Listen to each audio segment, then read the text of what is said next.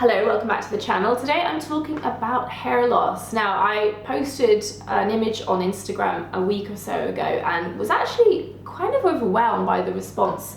So many of you seem to have questions about hair growth, what isn't normal in terms of hair fall, and hormonal situations relating to hair fall. So there's lots of talk about the menopause, what to expect as we age in terms of hair growth, and also how hair growth might relate to PCOS.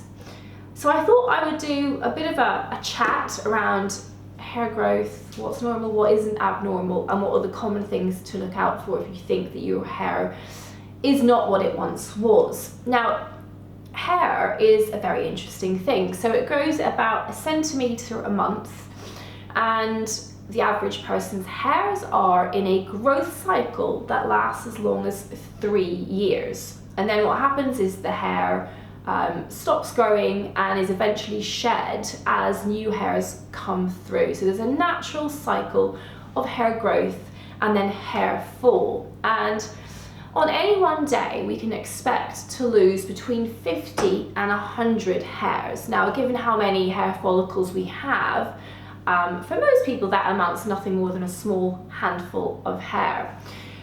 But there are things that affect the hair growth cycle, and things such as having a high temperature, giving birth, a period of acute stress, nutritional deficiencies, all sorts of things can affect the way hair grows. Now, what happens is a phenomenon called Telogen Effluvium, where instead of hairs all cycling out of sync with each other, which means that there is this sort of imperceptible hair fall, 50 to 100 hairs that most of us don't really pay too much attention to, it's normal, it can shift the cycle so that hairs actually cycle together, which means that when they fall, more hairs fall together than we would normally expect. So it doesn't mean anything sinister is happening, but it can be alarming because your hair comes out in handfuls. But the good news is that, assuming that whatever that event was is normalized, whether it's nutritional, whether it's post-childbirth, whether it's post an acute illness, things will go back to the way they were. However, what can happen in these instances is that it might reveal a tendency for hair loss, which is something that is often genetically predetermined. So this might reveal something called a tendency to female pattern hair loss. So this isn't uncommon, it often runs in families as well. And it is the same thing happening in women as happens in men. And it's so common as to affect as many as 40% of women to some extent by the time they reach 50. And what you'll typically see is, rather than with men where they get this thing called frontal recession, where the hairline starts to indent and recede, it tends to affect the crown more. So there's just a diffuse thinning on the crown, and then there are different stages of this as this progresses. Now, it does seem that the front part of our hairline is more sensitive to what we call our androgens, which are the hormones that have a similarity to men's hormones. So they're the hormones that sometimes make us spotty, for instance, before our period. They give us our sex drive. So they're a normal part of human physiology, and they're a normal part of women's physiology, but there is clearly a sensitivity issue in some people, probably much like there is in a tendency to acne in this pattern, that makes some women more susceptible to thinning of the hair. And it's often noticeable thinning at the front and thinning on top. Now, thinning is different to hair fall. So the point is that increasing hair fall, so more of it coming out, can sometimes reveal a tendency to hairs being less thick, less dense. The follicles are smaller. And as I said, that's a thing that tends to be under hormonal influence to some extent. It may be that as we head towards menopause, increasingly we've got this imbalance where our estrogen levels are coming down, and therefore relatively our androgen levels, our male hormone levels, are more predominant. That's probably got something to do with how these changes manifest, particularly around the menopause. And I guess Polycystic ovarian syndrome, it's therefore easy to understand how in that case, where again there is a tendency to have higher levels of androgen, it's not hugely high but subtly higher, that again this might be associated with increased hair loss in this kind of pattern. So what about nutrition? I think one of the most important things to be aware of is the role of iron. Iron is terribly important for healthy hair and for good hair growth. And certainly when I see someone for the first time, one of the first things we'll think about is certainly what kind of diet they have. And it's an important point that actually all diets, crash diets, juice diets, can tend to predispose to hair fall. And I think that's something to really think carefully about when you're embarking on any kind of a diet. Iron is terribly important, and we have a range of iron levels that are considered normal, but in order to get maximum hair growth, we like a form of iron called ferritin, which is your stored iron, to be above 80. So you can have a normal ferritin level that could still be well below 80 and therefore not delivering optimal hair growth. So that's certainly something to think about. And it's quite common in context of someone, for example, who has heavy periods, who might be naturally low in iron because of that. So certainly something to think about.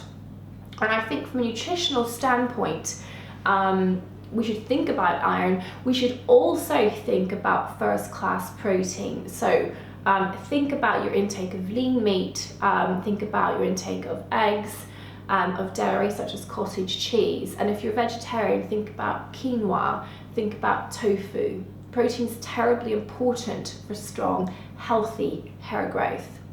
The final thing to think about actually is good quality complex carbohydrates. Hair follicles are very active, need lots of energy, so you need to think about good quality carbs. So again, you can see why crash diets mean low protein, low carbs. That might not be a good idea for healthy maximal hair growth. So yeah, good carbs, starchy complex carbs like sweet potato, brown rice, that sort of thing.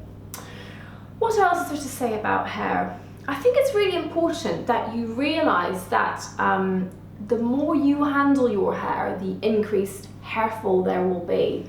I think it's a great cause for concern. Hair is such an important part of our femininity, and I think it can become a real preoccupation. So much like people with acne check their skin, I think that women who are concerned about hair fall check their hair. There's no doubt that over-brushing and over-handling and over-styling your hair can have negative consequences. So I think it's important to sort of have healthy concern, but not to the point where you are obsessively brushing and brushing and brushing. That is not conducive to having a great head of hair. So what can you do? You've tracked all of those things, you've spoken to your doctor, there's been a general sort of health checkup to make sure there's nothing fundamental like thyroid disease or a medical condition that might be underlying poor hair growth. As we said, reaction to situations, to health situations like dieting, pregnancy, etc. should often right themselves. But what if it's what you're facing is decreased volume of hair? And the reality is that to notice a change in your hair volume, you probably have to lose around 15% before it becomes noticeable. So that can often be quite a dramatic thing to notice. What can you do?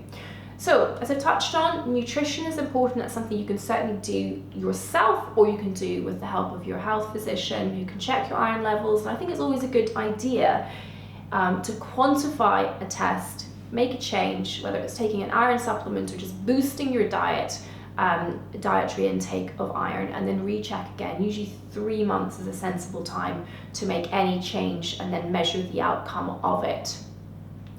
Hormonally, I guess menopause, HRT potentially might have a benefit in terms of the estrogen and androgen ratio being normalized, and that's something to think about if it's bothersome and there are other issues at play that might make it worthwhile thinking about HRT.